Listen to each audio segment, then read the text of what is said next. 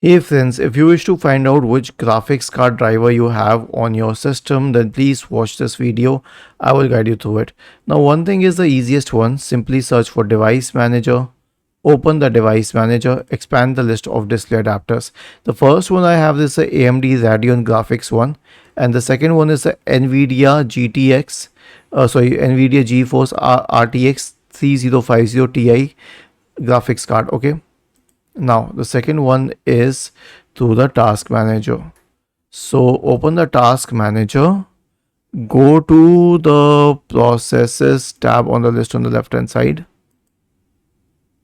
Wait, this one.